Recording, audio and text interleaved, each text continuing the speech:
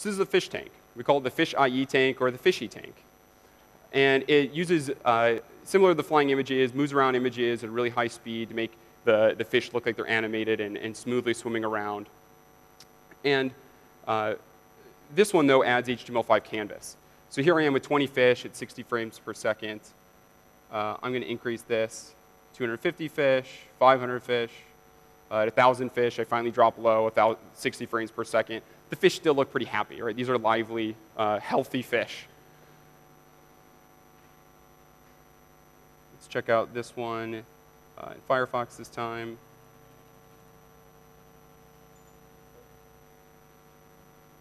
So I get 60 frames per second with 20. I actually can't even get to the 1,000 number because there's too much browser UI at the top there. That's interesting.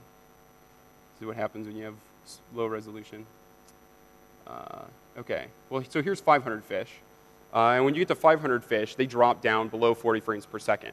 And if I had the resolution to click 1,000 fish, they drop to about 20 to 25 frames per second. All these demos are live off of iTestDrive.com. You're welcome to try them all out on your own PCs, with your own hardware. So this is, again, the example, like the sample of what it means to hardware accelerate the browser. Now, full hardware acceleration is crucial because as you guys talk to your web developers, your designers, you're putting together sites, you're not going to say, well, I only want to use Canvas in this one, or I only want to use SVG in this one. You're going to want a beautiful site for all of your customers. And so you need to be able to, like before Java. Sorry, I don't quite understand.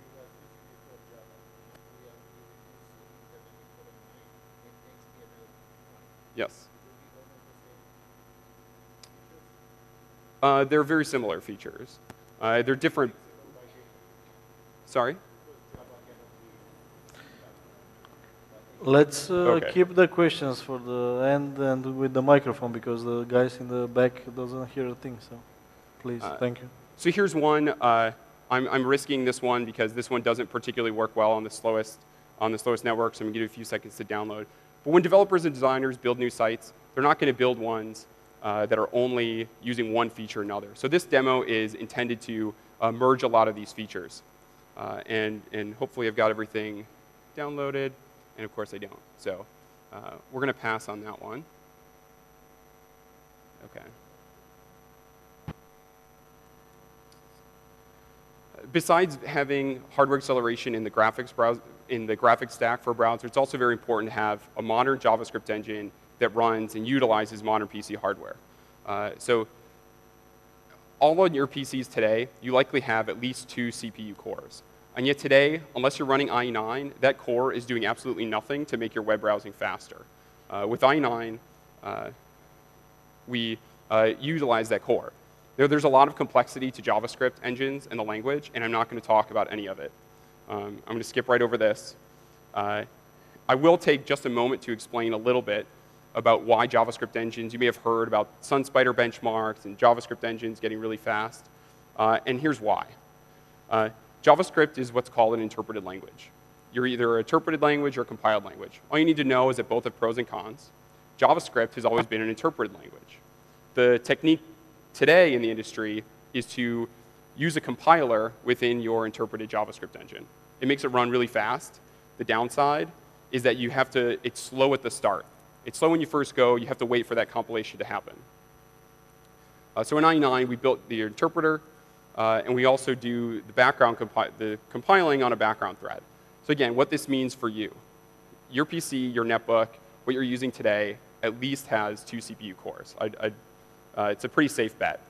And yet it's doing absolutely nothing to make your web browsing faster unless you're using Internet Explorer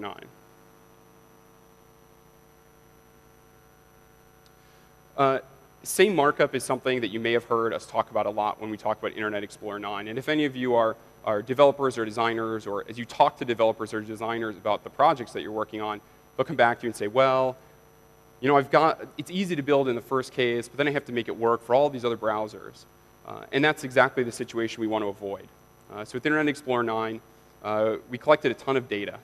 We said, what are all the top APIs used on the web, on the top websites? And we said, we're going to go implement all of these.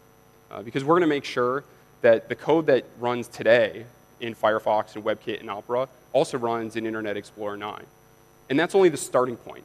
That's the foundation on which we build HTML5 and CSS3 and all these new and more powerful features.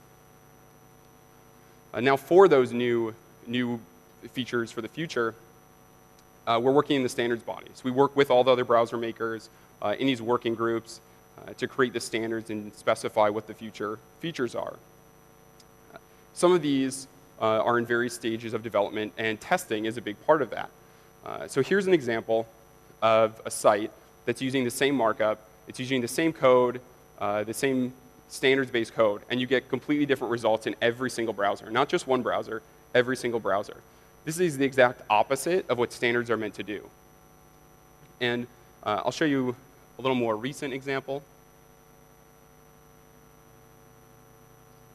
With our Platform Preview 6 that we released a couple weeks ago, we introduced a feature called CSS3 2D Transforms. It lets you create really cool effects like scaling and rotating images. We also scale and rotate the text on the side and just create these really beautiful layouts with very little bit of code. So I'm going to grab this guy, slide it over to the side, open this one in Chrome. Fingers crossed. One more. There we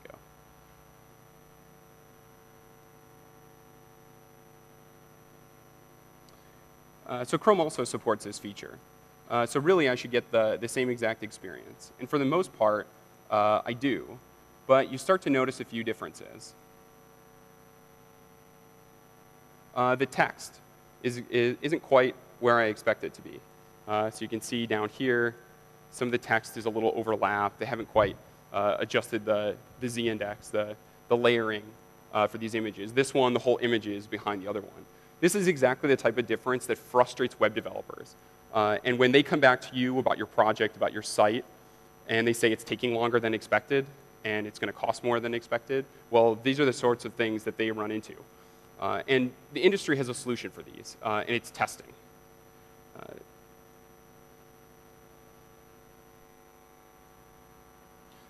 For any specification to become a final approved official W3C recommendation, it has to have an associated test suite.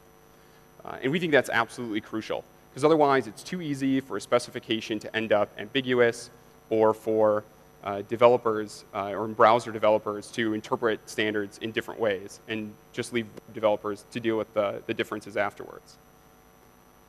All right. I'm going to switch gears a little bit here and talk about the browser and how it's designed to put sites at the center. A lot of what I've talked about today on building on HTML5, the details of HTML5, we'll go into more detail on tomorrow morning in the workshop. So I highly encourage all of you to attend that and hear a little bit more about what HTML5 offers. When we started IE9, we started with a ton of data on how people use both the operating system and the browser. We found some really interesting things, and I want to share that data with you. What we're going to do is compare usage of Windows 7 features with browser features. Now keep in mind, Windows 7 has been out for less than 2 years.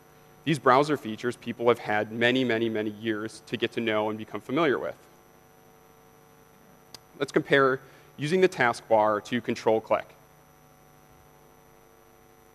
87% of people have launched a program from the taskbar. Only 1% of people have ever used control-click to open a new tab. Okay? Now, this data is not a sample of data that we've collected. This is tens of millions of users across hundreds of millions of sessions from customers worldwide, business people, students, developers, enthusiasts. This is how people use the browser. The favorites bar and pinning.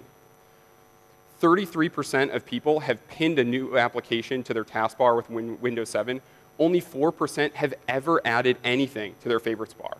So they're sitting there with a default open favorites bar and 2 default links from Microsoft. They've never added anything else. Tabs and arrow snap. You saw me use arrow snap to compare 2 windows side by side earlier.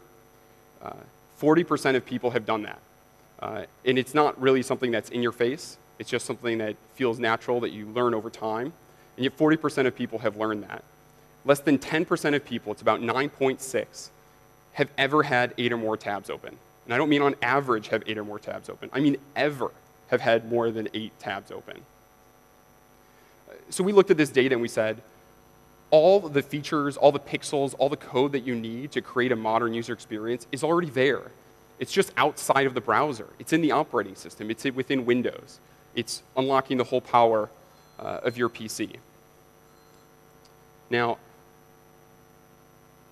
I'm going to show you a couple samples of what this looks like. So you'll see, this is why the resolution is tough, but you can see on the sides as well. On my taskbar, I have familiar Windows applications. I have Outlook, I have Media Player, I have IE, I have all the other browsers. But now I also have my favorite web applications. Here's Hotmail. Here's Facebook, Twitter. These are not as special applications I downloaded to my computer. These are just the websites. But now those websites run like native Windows applications with IE9. Just like Windows applications can create jump lists to provide shortcuts to common tasks. See, everyone does these. If I can click. Outlook has one, Media Player. Chrome has a jump list. Firefox has a jump list. Now web applications can have jump lists. So here's Hotmail's jump list. Here's Facebook's jump list. Again, my network is killing my icons here. Twitter's The Wall Street Journal. And of course, just like Windows applications can provide notifications to users and let you know when something's updated, when something's new, there's a status, now web applications can do the same thing. This red asterisk next to Facebook tells me that someone, that you can see on the side monitors, of course, tells me that someone has sent me a message or I have a notification from Facebook. In this case, it was me sending it from another account. But it was the safe thing for the demo. And here's Livestrong. So this is Lance Armstrong's foundation.